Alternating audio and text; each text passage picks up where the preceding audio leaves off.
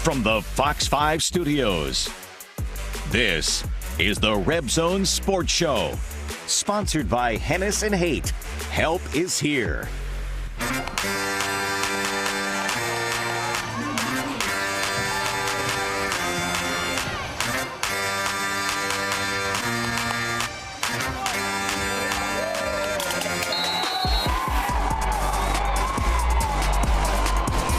Sluka picks it up, throws, DeJesus, juggled and caught! Oh my goodness! Jacob DeJesus reels it in. Pass rush, ball tipped and intercepted. Jalen Catalon takes it to the house. 36 yards on the pick six. Oh, we're coming. You know, a lot of people think West Coast is, is like soft, but we're coming. Coach Odom brings that South swag back to the UNLV, so we're coming. Welcome to the biggest college football show on the West Coast, the RebZone. Coach Odom in studio tonight. A dominating start to the season for the Rebels, clinching a blowout win on the road in Houston and showing off all the depth and new weapons on both sides of the ball. Coach Odom, what a way to start the season. I mean, it was hot and humid last night in Houston, but your team battled. They did, and so excited to get the first win and going to a stadium in the Big 12 Conference, having a chance to, what I think, against a really good team, for us to play the way that we did. We played complementary football. We had guys rise to the occasion. Playmakers stood up and made plays. I thought we controlled the line of scrimmage on both sides of the ball, which was so important. And we knew we were going to have that going into week one. Turnover margin was in our favor, and then we were able to capitalize in crucial moments of the game to really put it away pretty early. Yeah, the Rebels led 27-0 down the stretch all the way up until the 1 minute mark. And shout out to Rebel Nation showing up on the road in Houston. Let's go out to TDECU Stadium. UNLV starts fifth-year senior Matthew Sluka, the dual threat transfer quarterback from Holy Cross, connects to Jacob DeJesus in the end zone for the Rebels' first score of the season. And Faith Lutheran alum Caden Chitin scores the extra point. The Rebs are on the board first in H-Town. And hey, UNLV's defense came to play. Next drive, Donovan Smith is sacked by junior inside linebacker Marcel McDuffie. The Rebs come out rolling on both sides of the ball. What can't Jacob DeJesus do? College football's most versatile wide receiver, showing off his elite footwork in the end zone. UNLV up 14-0. UNLV's defense came out to hunt the Cougs in Houston. Jackson Woodard racked up 3 sacks on the road. He had 2.5 total last season. This drive would end with a 40-yard kick from the Las Vegas native. The Rebs are up 17-0 in the third quarter. And take a look at the Rebels' new explosive DBs, Jalen Catalon. Get used to hearing this name, Vegas. Barry Odom's former defensive back at Arkansas comes up with the first pick six of the season. The Rebs are dominating 24-0. UNLV leads 27-0 with 1 minute remaining, but the Cougs would avoid a shutout, bringing the final score to 27-7. UNLV takes the road win, and these guys are excited to improve to 2-0 this week against Utah Tech. Man, we have such an explosive team on both sides of the ball, offense and defense. I feel like we could compete with anybody in college football right now. So we just got to keep the momentum going, continue to stack days of practice, and the sky's the limit for us. Everybody's rushing, trying to make a play on the ball, and everybody's trying to be there to make the tackle. I think that's what makes a great defense. Everybody wants to be playmakers, and at the same time, everybody knows they got to lock in on details and do their job. So I expect nothing different next week. As we go to the next game plan of Utah Tech, and I'm just excited to see where the team goes from here. Hey, a lot of playmakers on both sides of the ball this year for UNLV. But, Coach, let's start with QB1, Matthew Sluka. We know he's a dual-threat quarterback, truly, that can run and throw. Let's talk about his performance last night. What did you see from the Holy Cross transfer? I thought for the first time, in that arena for Matt, he did a nice job being efficient with the ball. We got to the point in the game really early in the third quarter that I talked to the offensive side about, I don't want to throw the ball anymore, take the air out of the game. It was in control. We were playing so good on defense. So I condensed and eliminated a lot of things that we had still, left to go offensively, just the way the game was playing out. But Matt did a great job in the quarterback run game design. He made some good reads in the RPO world. We'll get a lot better in every aspect, and I know, he was frustrated with a couple of throws that he left out on the field and didn't connect, and those things will come with time, and I like the way that the team rallied around him and made some good plays in supporting cast roles, which helped him out getting started. I know on social media his name is going viral for Sluka Doncic out there with that arm. But Coach, taking care of the football, what is your message to the offense this week? Well, I think number one, they look at plays that we put the ball in jeopardy like that, in the end zone, across his body. Let's get rid of that one. Let's go live to play another down. And I think up front offensively, when you rush for almost 200 yards, you got a chance that you're controlling the line of scrimmage. So there's some really good positives with that. I think we've got a chance of being a really explosive offense. And I think the show that we will put on week 2 compared to week 1 will be a lot better. Yeah, I think Vegas is really excited to see more from Matt Sluka and Jacob DeJesus, Ricky White, just so many weapons on both sides of the ball this season. The RebZone is just getting started. Mike Shear's defense came out to play on the road at Houston. A lot of new weapons on the defensive side of the ball this season. Jackson Woodard was getting after the QB last night, racking up 3 sacks on the road. And the defensive backfield, those guys look scary too. We'll hear what Coach Odom has to say about the physicality of his revamped defense. Smith goes down. It's Cameron Oliver. We got a lot of really good players, a lot of playmakers, a lot of leaders, older guys on the team, really mature team. We saw it in summer workouts, going out there doing extra walkthroughs on our own. Going into fall camp, it was what I expected. We got a really good team. We're ready to go out there and compete at the highest level.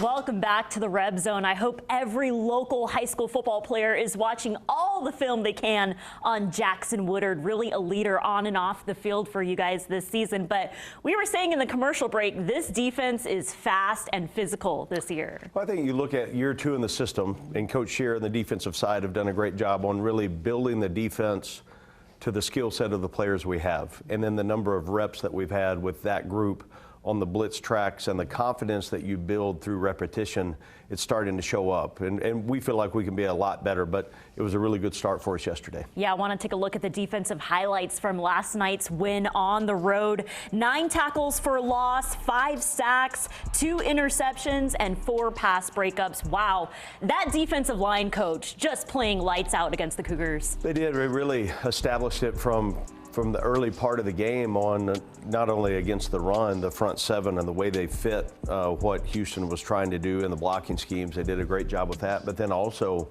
the ability to apply pressure with this rushing 4. And we didn't have that last year at times for most of the year, I think, with some additions. And then again, another year in the system, the defensive line was able to create some pressure. And then in some of our blitz tracks and packages that we brought last night, it certainly had a chance to get hits on the quarterback and make him feel uncomfortable and have to get rid of the ball. Well, speaking of number 1, Jalen Catalon, here's more from Catalon and the defense on his history of being with Coach Odom back at Arkansas. That's my guy. I know when I was in the portal process, I was looking at a place that I knew that I was going to feel comfortable playing ball, but also trusting the coach. And I've trusted him my whole life, and it still hasn't changed to this day. So I ride with him, and that's my guy. So I'm just glad he's my head coach, and he's giving me this opportunity, and I never take it for granted. We put in the work, and we prepare the right way.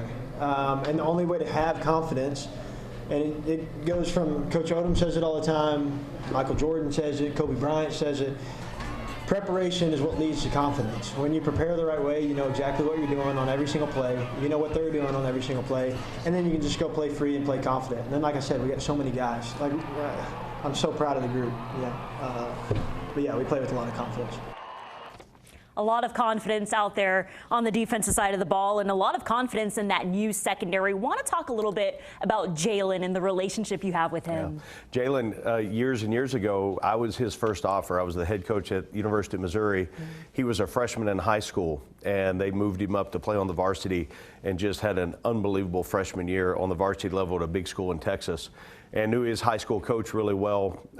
So we were his first offer, and they ended up going to Arkansas. So he didn't commit to me at Missouri, and then Fast forward 2 years later, 3 years later, then I was a defensive coordinator at Arkansas. So I've known him a long time. And his family is tremendous. Jalen is such a wonderful young man, got a bright future. His brother Kendall, two really good competitors, great people that we consider each other family. Yeah, 2 picks on the road last night, one of those a pick 6. And Caleb Herring and I were talking about maybe doing a Barry Odom web of seeing where his former players are. They're now here at UNLV in the sports capital of the world. Well, the Rebs were iced out last night in Houston. We're sitting down with the H-Town natives, Johnathan, Baldwin, and Cameron Oliver, getting to learn more about their Texas roots and the Southern swag they're bringing to the UNLV defensive backfield. Welcome back to the RebZone. Coach Odom's secondary debuted an older, experienced group of veteran transfers last night, but also showed you how much better his veteran defensive backs are entering their second year with defensive coordinator Mike Shear. Coach, we were talking about how big it was last night to get the win for the Houston native guys like Cameron Oliver and Johnathan Baldwin. What do those 2 seniors bring to your team? Yeah, they're great leaders and have become really good players. I think they're going to continue to grow. Second year in the system, they understand it. They've got natural ability. The leadership skills are starting to show up. And man, how happy I was for those 2 guys specifically last night to go when you can go back home and you win a game in front of your family and friends. What a great thing for them. And then you look at all the family that we had traveled to Houston for that game. It's probably the biggest crowd that I've seen, just getting to the bus afterwards with all the families, and that was a lot of fun to celebrate with them. Felt like a home game last night on the road in Houston. We sat down one-on-one with Cameron Oliver and Johnathan Baldwin. Your Texas roots, that football culture out there, how did that shape you into who you are today? When I was younger, all I knew was ball. My mama put a ball in my hands the earliest I could remember. Basically, she didn't honestly even give me a choice, honestly. So basically, as I'm growing up, I always loved football because of my mom doing that. And I was just such in a rush to, Mom, I want to put the pads on, I want to put the pads on. But I couldn't because I was still too young. So basically, whenever I was able to, I was old enough to play ball with the pads on, it just took off from there. My mama, she was so passionate in the game of football as well, so she made me passionate about it. She was at all my games, front row, cheering me on, and it's still going on to this day. She my #1 supporter, and she is honestly the reason why, I push myself every day. She pushed me every day. You were voted a team captain this season. What leadership do you want to bring this year? I really just want to lead by example. I just want to show the guys what it's supposed to look like. I know the younger guys, they're looking up to everything that I'm doing, whether it's I'm talking or it's just what I'm doing physically. So I know that I definitely took a step up in that regard once I found out that I was a captain. And I'm just excited, and I'm blessed that my teammates look at me in that manner. I know it's game by game, but the 12-team playoff really expands your horizon this year. How much of a conversation is that in this building? Oh, it's the conversation in the building. We're that's our main goal right now is to, and that the way we get that done is just take it day by day and, focus on that one rep, that one play, and, everything else should fall in line. The culture, your high school football coaches, how did Texas shape you and who you are today? It shaped me a lot. Down south, they say football is a big thing, and it really is. Just going off my family, my dad played college, my uncles played college football, my brothers just now finished calling up college football, so it's pretty big. Football is a big thing down there. What would you tell boys back home in Houston about UNLV football? Oh, we're coming. A lot of people think West Coast is like soft, but we're coming. Coach Odom brings that South swag back to the UNLV, so we're coming. Coach, I loved talking to Cameron Oliver about iron sharpening iron in that secondary. With the new transfers in there, how have you seen that group get better this year? I think they're pushing each other kind of to what you're saying, and then the guys that they're lining up against every day, and Ricky and Jacob and Casey and the list goes on. It makes us a better team. There's a lot of competition. And if really in practice, if you're not ready to go, you're going to get exposed, and that makes both sides so much better. Yeah, a really competitive fall camp, and I know fans are excited to see more of UNLV football when they return to Allegiant Stadium this Saturday for their home opener. And UNLV football isn't the only team on campus eyeing a Mountain West championship. Volleyball is off to a dominating start to the 2024 season. We'll hear more from the Rebs at Cox Pavilion. And hey, it's finally here. UNLV football game day at Allegiant Stadium. Coach Odom previews their Week 2 matchup against Utah Tech and what fans can expect to see from the Rebels in their home opener on Saturday. UNLV football isn't the only team having a dominating start to the 2024 season. Malia Shoji and her veteran squad claimed their second straight victory in the Rebel Challenge, taking down Iowa State 3-2. More than half the UNLV roster are seniors, all on a mission to clinch a Mountain West title. Here's more from UNLV senior Livy Setla, who's dominating on and off the court this season, also hosting her own sports podcast called Feed the Soul Company. The phrase we've been saying in our gym is dancing in December, so obviously championships are the goal, but essentially our team, we want to be playing our best volleyball in December, so going as far and as long as we can and having fun at the end of it too. All right, we're feeling that championship energy here in Las Vegas. UNLV volleyball is packing their bags to Houston, Texas this week to take on South Alabama and Rice. And we're unpacking our bags from Houston, getting ready for a 12 p.m. kickoff at Allegiant Stadium against Utah Tech. Coach, it was a late night last night against Montana State and Utah Tech, but Montana State comes out with the win 31-7. What can you expect from Utah Tech on Saturday? Well, we've had enough information on them in the offseason, and then again a new coaching staff, so the additions that they've made, and then you back up that information to validate on what you saw on tape from their last night's game. So they got a transfer quarterback that played really well week 1. They rotated a number of guys in there. You know, really, you look in all of sport, the difference you can make between week 1 and week 2 is usually pretty big. So for us, you know, the mission on trying to get as good as we can get in all 3 phases to where we can play a much better game on Saturday at Allegiant. Our guys will be ready to go. Yeah, again, kickoff is set for 12 p.m. on Saturday at Allegiant Stadium, UNLV versus Utah Tech. The home opener is finally here, and you can catch this game on Fox 5, Silver State Sports and Entertainment Network. But, Coach, the home opener is here. We got to talk about the fans at Allegiant Stadium, and you told us last night you want to see that second bowl filled up. We're so excited about being at home, and it's nothing like having a chance to play in front of your home crowd in Allegiant Stadium. Our guys have been talking about it all offseason to get back into the arena there. We'll be excited to go play, and we're going to play really well for our fans. Yeah, I know several of the players last night mentioned post-game, we'll see you at Allegiant Stadium. But speaking of the community and how much these players love this Las Vegas community, Ricky White and Hajj Malik Williams doing some great things this offseason. The Rebels are putting our community first before the football season kicks off. UNLV All-American wide receiver Ricky White teaming up with UNLV quarterback Hajj Malik Williams to invite local youth to a free football camp in North Las Vegas. I love this community. They brought me in. I can't thank them enough for, you know, the hospitality and just the family vibes that I get from this community, so I'm very thankful for that. We gotta have that energy going to the next drill. Listen to your coach, he's gonna tell you exactly what to do. That drill's a little bit different, so you gotta pay attention to detail, all right?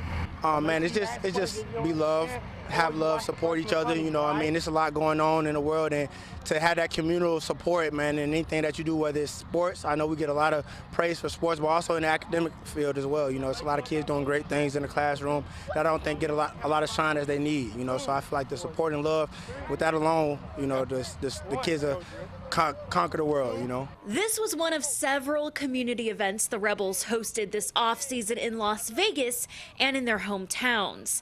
The Rebels have been doing good in the community, ready to do great on the football field this season. Oh, it's so awesome to see on social media all the kids in Las Vegas wearing number 11 Ricky White jerseys. Coach, I'm so impressed with the leadership on your team this season. We've got a great locker room, and that's one example. They've embraced the city. They understand how important it is to give back to the community you're in, and our guys have done a terrific job with that. There's a lot of things that don't get publicized that they do every single week. That's one great example of what they did this summer, part of what they've done, and just really touches me in a way that because they're making an impact in every which way. Yeah, I hope every NFL scout, I hope every local high school football player, football coach is watching the RebZone, really getting to know your players, Jackson Woodard, Ricky White, Jacob DeJesus, so many leaders in this UNLV football locker room. Well, Vegas, get ready for the home opener on Saturday, a noon kickoff against Utah Tech. We want to see Allegiant Stadium filled. Thank you so much for watching the RebZone with head coach Barry Odom. The Rebels are on a mission this year to clinch their first ever Mountain West title and have a spot in the 12-team college football playoff. We'll see you next Sunday right here on the RebZone.